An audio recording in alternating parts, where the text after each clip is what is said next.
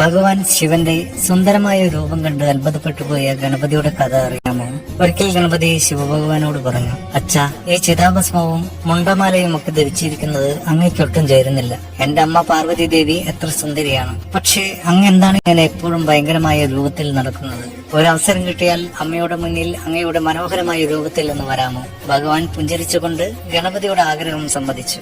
അല്പസമയത്തിന് ശേഷം ഭഗവാൻ സ്നാനം കഴിഞ്ഞ് തിരിച്ചെത്തി. അപ്പോൾ അദ്ദേഹത്തിന്റെ ശരീരത്തിൽ ഭസ്മമില്ല. ജടകൾ മനോഹരമായി അലങ്കരിച്ചിരിക്കുന്നു. തലയോട്ടികൾ കൊണ്ടുള്ള മാലയുമില്ല. ദേവന്മാരും യക്ഷന്മാരും ഗന്ധർവന്മാരും ശിവഗണങ്ങളുമെല്ലാം അത്ഭുതത്തോടെ നോക്കി നിന്നുപോയി. കാമദേവന്റെ സൗന്ദര്യത്തെ പോലും വെല്ലുന്നതായിരുന്നു ശിവന്റെ ആ രൂപം. ഗണപതി അച്ഛന്റെ ആ മനോഹര രൂപം കണ്ട് വിസ്മയിച്ചു പോയി. തല കുനിച്ചുകൊണ്ട് ഗണപതി പറഞ്ഞു, ക്ഷമിക്കണം അച്ഛ, അച്ഛന്റെ പഴയ രൂപം തന്നെയാണ് എനിക്കിഷ്ടം. അതുകൊണ്ട് അങ്ങ് പഴയ രൂപത്തിൽ തന്നെ വരിക.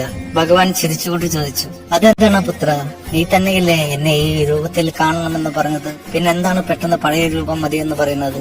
ഗണപതി തല കുനിച്ചുകൊണ്ട് പറഞ്ഞു, മാപ്പ് തരണം അച്ഛ, എന്റെ അമ്മയേക്കാൾ സുന്ദരമായ രൂപത്തിൽ ഒരാളെ കാണുവാൻ ഞാൻ ആഗ്രഹിക്കുന്നില്ല. ഈ കഥ ഗണപതിയുടെ അമ്മയോടുള്ള അതില്യമായ സ്നേഹത്തെയും ശിവന്റെ ദിവ്യമായ സൗന്ദര്യത്തെയും വിശേഷിപ്പിക്കുന്നു.